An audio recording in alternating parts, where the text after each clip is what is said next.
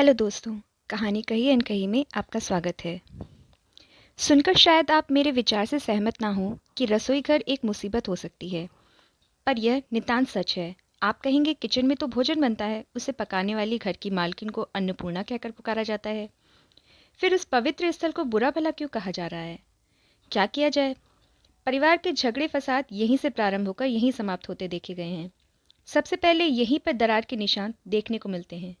ये दरारें इतनी बड़ी हो जाती हैं कि भाई भाई, माँ बाप और बेटे एक दूसरे से दूर हो जाते हैं।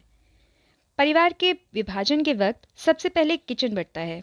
हम अपना ड्राइंग रूम, लॉबी, गार्डन, अन्य कमरे एक दूसरे से शेयर कर सकते हैं, पर रसोई नहीं। हमारे एक पत्रकार मित्र ने बताया कि उनकी भाई अपनी पत्नी के साथ दूसरे शहर में रहते थे।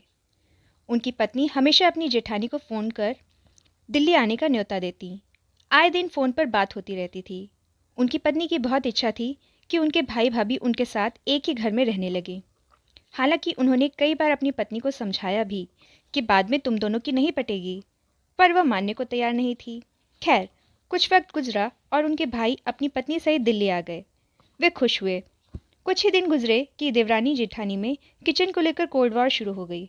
प्रारंभ में तो यूं ही चलता रहा, पर बाद में यह निश्चित हुआ कि दोनों भाइयों का किचन अलग अलग हो।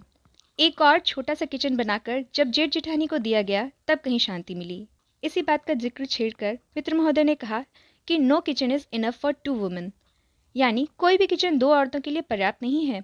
आज भी हमें उनकी कही हुई बात पत्थर की लकीर से नजर आती है। किचन कितना भी खूबसूरत, बड़ा, सभी सुविधाओं से लैस हो, या फिर छोटा सा सादगी भरा कमरा हो, दो औरतों की कार्यस्थली बनने लायक नहीं है। पहले के और आज के रसोई घर में जमीन आसमान का फर्क साफ दिखाई देता है। पिछले समय में किचन में लकड़ी जलाकर खाना पकाया जाता था। धुएं से उस पर काले रंग की रंगत छा जाती थी। शायद इसीलिए साथ का कमरा भंडार गृह कहलाता था, जिसमें रसोई का सामान रखा होता था। पर आज के किचन का कहना ही क्या। खूबसूरत मार्बल टाइल्स से सजाया जाता है इसे। हालांकि खड़े होकर काम करने का दंड झेलना पड़ता है। हमें याद है, जब हम छोटे थे तब माँ खाना पकाने पटरी पर बैठ जाती थी और हर चीज़ पकड़ाने के लिए हम बच्चों को ड्यूटी पर तैनात रहना पड़ता था। ज़रा कड़छी पकड़ाना, परात पकड़ाना, मसालेदानी पकड़ाना आदि। ऐसे में अगर हमारी सहेली बाहर खेलने के लिए बुलाने आ जाए तो कहर बरप जाता था। उसे हम बार बार रुकने का इशारा करते हुए रोकते रहते। जैसे ही वह जाने लगती, हम जल्दी जल्दी चीज़ें पकड़ाने लगते। बस ऐसे में दो चार चीज़ों की टें बोल जाती और माँ परेशान होकर हमें बाहर खेलने जाने का ऑर्डर सुना देती। हमें क्या चाहिए था? अंधे की तरह दो आंखें, और हम कूदते फांते यह गए कि वह गए और शाम देर से घर लौटते। अंधेरा होने पर हर बच्चे के घर से जब लौट आने की पुकार सुनाई देने लगती, तब गले में हाथ डाले हम सभी अपने अपने घर लौट पड़ते, लेकिन दूसरे दिन खेलने के लिए एक दूसरे को बुलाने का वादा करके। अक्सर ये ड्यूटी गर्मियों की छुट्टियों में ज़रूर लगती थी, वह भी शाम को। खैर, जो भी हो, इन दिनों पढ़ाई का बहाना करना भी नामुमकिन था। वैसे भी लड़कियों ने पराए घर जाकर किचन संभालना है, इसलिए यह ट्रेनिंग समर ट्रेनिंग की तरह दी जाती थी। हमारी एक सखी थी। उसके परिवार में 7 बहन भाई थे। उसकी ड्यूटी रोटी सेकने की होती थी। कभी कभी हमें उस पर बहुत रहम आता था। हम सब दोस्तों ने यह तय किया कि सब मिलकर चपातियाँ सेकने में उसका हाथ बटाया करेंगे। हुआ भी वही।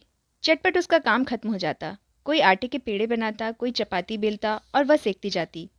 फटाफट काम समाप्त करके हम कूदते फांदते खेलने चले जाते। पर मॉम इतनी सख्त इंस्ट्रक्टर थीं कि उन्हें हम पर रहम नहीं आता कि ड्यूटी में कुछ ढील ही दे दें। हमारे एक पड़ोसी राम को रसोई घर में डटे रहने का बेहद शौक है। किटी पार्टी हो या कोई और गेट टुगेदर, वही खाना पकाने में अपने हाथ का कमाल दिखाते हैं। शायद यही वजह है कि उनके कुर्ते पर हल्दी के दाग अक्सर दिख जाते हैं। उनकी देवी जी बहुत गर्व से सिर ऊपर करके अपने पतिदेव के कुक देवता होने का जिक्र करती हैं। पहले घरों में डाइनिंग टेबल नहीं होती थी। किचन में चूल्हे के सामने कपड़ा बिछाकर हम बच्चे और पापा भोजन करते थे। सर्दियों में गरम गरम खाना खिलाते खिलाते माँ हर रोज़ कोई ना कोई कहानी सुनाती थी। उसी जगह देश की राजनीति से लेकर आस पड़ोस और नाते रिश्तेदारों की कही अनकही दास्तानें दोहराई जाती थीं। आज एक युग बीत जाने के बाद भी जब कभी हम मायके जाते हैं, किचन में जाकर बहुत भावुक हो उठते हैं। माँ की पुकार, चलो खाना बन गया, कानों में गूंज उठती है। यही वह स्थान है जहाँ मन भाव विभोर हो उठता है। सास पुराण बाँचा जाए या उसको टटोला जाए तो हमें किचन का बवाल ही मुंह बाया नजर आएगा। इतने सालों से एक छत्र राज्य कर रही सास अपने किचन का अधिकार छोड़ने को तैयार नहीं होती, और सपने संजोकर आई नववधू किचन का अधिकार ना मिलने पर अपने आप को अपाहिज और ससुराल में स्वयं को पराया समझती रहती है। इस तरह परिवार का बेड़ा गर्क होकर रह जाता है। यह ज़रूरी नहीं कि हर घर में सासू माँ का ही किचन में शासन चले। कहीं कहीं बहुरानी भी टेसुए बहाकर दांव पेच खेलकर सासू माँ को किचन से ऐसा आउट करती है कि बेचारी या तो अपने कमरे में कैद होती है या मंदिर सत्संग का सहारा लेती है। इसके विपरीत कहीं सास का पलड़ा भारी रहता है और बहू को उसके इशारों पर नाचना होता है, तो वह उनकी हेल्प पर भर रहती है। एक बार हमें एक अनपढ़ साधारण सी कम पैसे वाली सेल्स वीमन मिली। बातों बातों में उसने बताया मेरी सास बहुत अच्छी है, हमने उसे घर की वित्त मंत्राणी बना दिया है, इसलिए वह हमारे किचन का संचालन करती हैं। मैं काम पर निकल आती हूँ, वह भी खुश हैं अपने सम्मान से और हमारे घर में शांति भी रहती है। मानसिक शांति एक पक्ष को नहीं, दोनों को चाहिए। बड़ी बहू को घर के विभाजन के टाइम अच्छा किचन मिल जाता है, पर छोटी को कभी कभी ओपन स्पेस में किचन बनाना पड़ता है।